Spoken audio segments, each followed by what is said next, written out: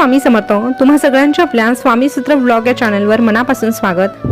छंद नाही स्वामींचा तो देह काय कामाचा, छंद नाही स्वामींचा तो देह काय कामाचा, स्वामी चरणाची धरावी कास, देहादिक प्रपंचात न व्हावे उदास, स्वामी चरणाची धरावी कास, देहादिक प्रपंचात न व्हावे उदास.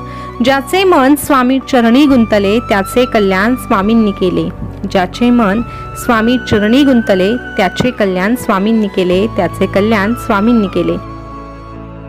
स्वामी भक्त हो, आज पुन्हा एकदा तुमच्यासाठी नवीन स्वामी संदेश घेऊन आलेली आहे.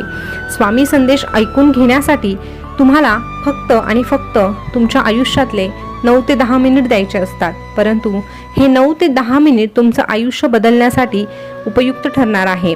कारण स्वामी संदेश म्हणजे फक्त ऐकून घेण्याची गोष्ट नाही, तर जीवनामध्ये उतरवल्यानंतर स्वामींना ओळखण्याची जी शक्ती आहे ती ह्या स्वामी संदेशामध्ये असते. कारण स्वामी संदेशामुळे आपल्याला स्वामी कळतात, आपण स्वामींपर्यंत जाऊन पोहोचतो आणि स्वामींचेच होऊन जातो. तर स्वामी भक्त हो, गुरुवार निमित्तचा हा स्वामी संदेश तुम्ही आवर्जून ऐकावा अशी मी तुम्हाला कळकळीने विनंती करते आणि आजच्या व्हिडिओला सुरुवात करते. सर्वप्रथम तुम्हा सगळ्यांना शुभ गुरुवार. गुरुवार निमित्त तुमचा हा दिवस आनंदात जाओ, तसंच पुढे येणारे प्रत्येक क्षण आनंदात जाओ एवढीच स्वामींच्या चरणी प्रार्थना. स्वामी आपल्या भक्तांना आज सांगत आहे की अरे, तुझ्या समोर असलेली ही महान शक्ती आहे, तुझ्या समोर असलेली ही महान शक्ती आहे. आमच्या पुढे सगळं काही नश्वर आहे आणि सगळ्यांचीच किंमत शून्य आहे. म्हणूनच आमच्यातल्या ह्या दिव्य शक्तीला ओळख आणि एकदा स्पर्श करून बघ, आमचं नाम तुझ्या ओठांवर आणून बघ. मग ही शक्ती तुझ्याकडे आकर्षित होऊन तुझ्यात विलीन होईल. तुला विश्वास ठेवायचा तर आमच्यावर ठेव, कारण हे जग विश्वासाच्या लायकीचं नाही. जितक्या लवकर तू ह्या जगावर विश्वास ठेवशील तितक्याच लवकर तुला विश्वासघाताला सामोरं जावं लागेल. म्हणून तुला सांगतोय, तुला विश्वास ठेवायचा तर तुझ्या या स्वामी माऊलीवर ठेव, कारण आम्ही आमच्या भक्तांचा कधीच विश्वासघात होऊ देत नाही. म्हणून तू फक्त विश्वास जागव मनात, मग तुझी परिस्थिती बदलू लागेल एका क्षणात. पडू नको या जगाच्या मोहात, हे जग नेहमीच पाडेल तुला भ्रमात. म्हणून सांगतोय, तू फक्त आमच्या प्रतीचा विश्वास जागव मनात. अरे, वचन हे तुझ्या गाठीशी, भिवू नकोस मी तुझ्या सदैव पाठीशी. वचन हे तुझ्या गाठीशी, भिवू नकोस मी सदैव तुझ्या पाठीशी. तू जर ठरवलंस तर सगळं काही शक्य आहे तुझ्यासाठी. स्वतःला तू कधी कमी समजू नकोस, कारण तुला जे जमेल ते कोणाला जमेलच असं नाही ना. आणि तुला नाहीच जमलं तरीही ते कशा पद्धतीने जमवून आणायचं हे आम्ही बघू. तू फक्त विश्वास ठेव स्वतःवर आणि आमच्यावर. जे तू करायचं ठरवलं आहे त्यावर तू मेहनत घे, प्रामाणिकपणे प्रयत्न कर. बाकी कसलाच विचार तू करू नकोस, कारण प्रयत्न करणं तुझं काम आहे आणि तुझ्या प्रयत्नांना न्याय देणं हे माझं काम आहे. आम्ही आमच्या भक्तांची प्रत्येक इच्छा पूर्ण करतच असतो, पण आमच्या भक्ताने देखील आमच्याशी तितकं प्रामाणिक राहणं गरजेचं असतं ना. बघ, भाकरी कशी दोनही बाजूने भाजली तरच छान लागते ना, त्याचप्रमाणे जीवनातही नाती दोनही बाजूने निभवावी लागतात, तरच ती चांगली राहतात.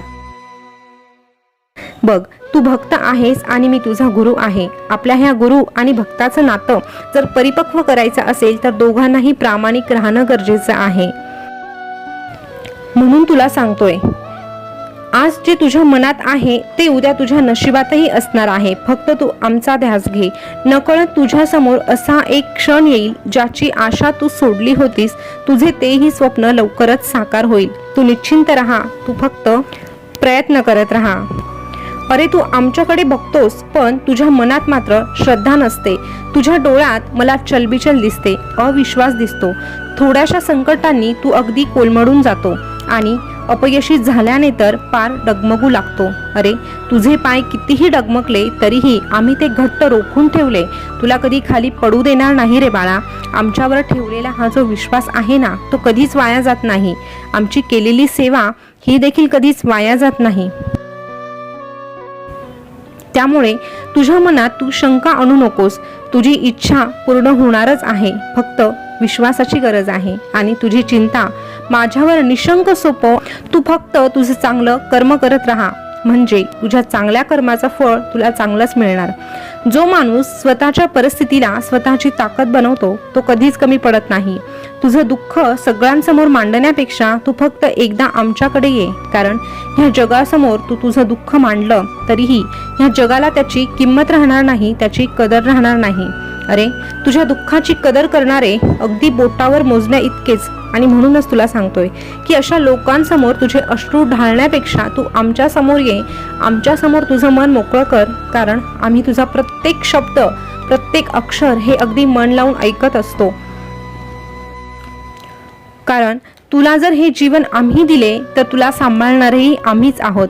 म्हणून ह्या जगाकडे बघण्यापेक्षा तू आमच्याकडे एकदा विश्वासाने बघ. अरे, जीवनात सुख आणि दुःख यात जास्त अंतर नसतं. तुझ्या मनाला भावतं त्याला सुख म्हणतात आणि जे सत्य तुझं मन स्वीकारत नाही त्याला दुःख म्हणतात. म्हणून सुख आणि दुःख बाहेर शोधण्यापेक्षा तुझ्या मनात शोध. तू ठरवलं तर तू सुखी, नाही तर कायमचा दुःखी. ऐकावं एवढं दुःख कोणाचंच हलकं नसतं, ऐकावं एवढं दुःख कोणाचंच हलकं नसतं आणि ते बोलावं एवढं हिंमतही कोणातच नसते.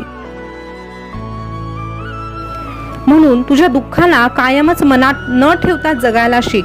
दुःखाचं गणित फार कठीण आहे, हेच सगळ्यात मोठं दुःख आहे. म्हणून हे दुःख सोडायला शिक, तेव्हा कुठे तुला सुख अनुभवता येणार आहे.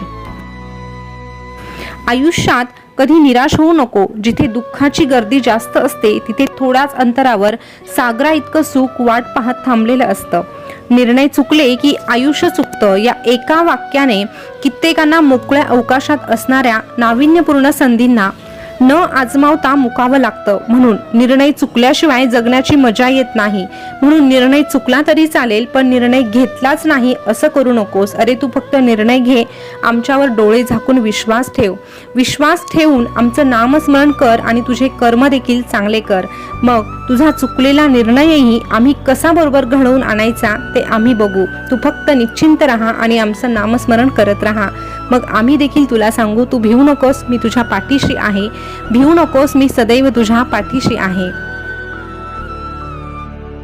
स्वामी भक्त हो, आजचा स्वामी संदेश तुम्ही ऐकला असेल तर स्वामींनी एकच सांगितलेलं आहे की हे आयुष्य आहे आणि कधी कधी आपल्या हातून चुका होतात, निर्णय देखील चुकतात. पण म्हणून आपण निर्णय घ्यायचेच नाही असं करायचं नाही. निर्णय हा घ्यायलाच लागतो. भलेही तो चुकला तरीही त्यातून अनुभव मिळेल आणि तो बरोबर ठरला तर आपल्या आयुष्याचं सोनं होईल. म्हणून एकाची कोणती तरी निवड करायची आहे आणि सोबत स्वामींचं नाम घ्यायचं आहे. मग चुकलेला निर्णय देखील बरोबर कसा घडवायचा हे स्वामी बघून घेतील. तर स्वामी भक्त हो, आजचा स्वामी संदेश तुम्हाला कसा वाटला हे कमेंटमध्ये नक्की सांगा. असेच नवनवीन स्वामी संदेश तुम्हाला ऐकायला आवडत असेल तर आपल्या स्वामीसूत्र ब्लॉग या चॅनलला आताच सबस्क्राईब करा. त्यासोबतच शेजारचं बेल बटन प्रेस करायला विसरू नका. पुन्हा भेटूया नवीन स्वामी संदेश घेऊन. तोपर्यंत स्वस्थ रहा, मस्त रहा आणि आपले स्वामी संदेश ऐकत रहा. धन्यवाद.